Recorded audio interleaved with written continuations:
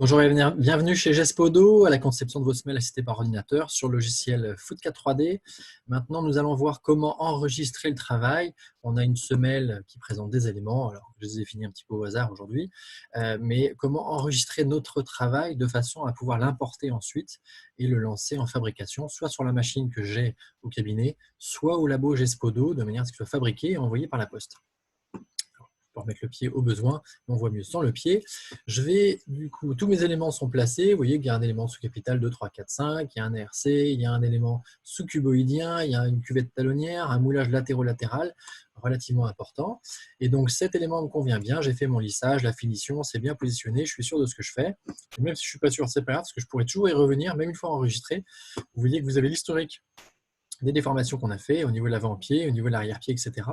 Vous pouvez à tout moment, même une fois que c'est enregistré, revenir sur le document et modifier votre travail. Imaginez que vous changez d'avis, le sous-capital 2, 3, 4, il vous embête et ce n'est pas ce que vous voulez, et bien vous venez le réouvrir et l'enlever. Voilà, je le remets.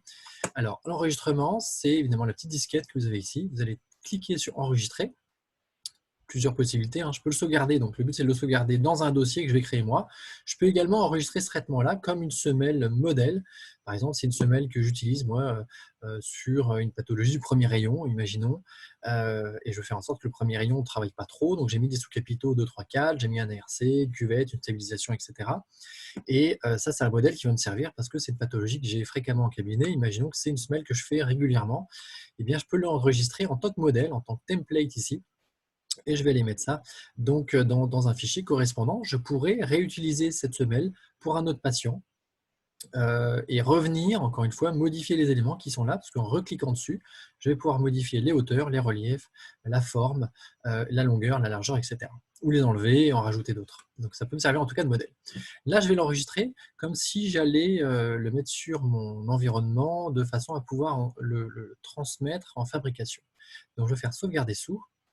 Et je vais aller sur mon bureau, par exemple, vous le mettez où vous voulez, vous allez vous créer un dossier, nouveau dossier, hop, donc je ne sais pas moi, semelle à fabriquer,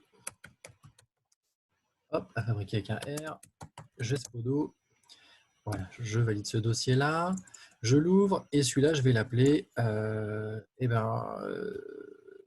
Thomas. Je vais rappeler que c'est le pied gauche quand même, ce sera plus facile pour moi. Et éventuellement, je mets la date 2020 05, allez 10. Et puis je l'enregistre. Voilà. Et j'ai mon fichier qui est enregistré, fichier exporté, et donc je vais pouvoir le réutiliser. C'est-à-dire que ce fichier-là, je peux aller le charger directement. Je vais le trouver dans mon bureau. Si j'ai besoin de retravailler dessus, semelle à fabriquer Gespodo, c'est ce que je viens de créer, et j'ai mon fichier, nom du patient, Thomas, pied gauche, le 10 mai 2020. Je clique dessus, je l'ouvre. Hop là. Et donc là, évidemment, il ne me met pas en fichier empreinte, mais il me met en fichier semelle. Je fais OK. Et là, je retrouve ma semelle, en l'occurrence, avec les éléments placés. Et vous voyez que j'ai toujours mon historique ici. Et si j'ai envie d'enlever le sous-cuboïdien ici, je vais venir faire un clic là. J'ai enlevé mon sous-cuboïdien. Je veux enlever, je sais pas, mon appui rétrocapital. Boum, je l'enlève. Voilà. Je peux le remettre comme je veux, rajouter un élément en interne, un amortissant et quelque chose selon vos besoins. On peut toujours revenir dessus. Évidemment, dans la conception, les ouvriers qui font vos semelles à partir de ça sont des podologues. Donc, ils ne sont pas nécessairement des ouvriers, ils ont un travail de confection de semelles, mais en tant que podologue, et donc ils ont un visuel rétroactif sur votre conception. Et s'il y a un couac dans l'association d'éléments ou autre, on ne manquera pas de vous appeler.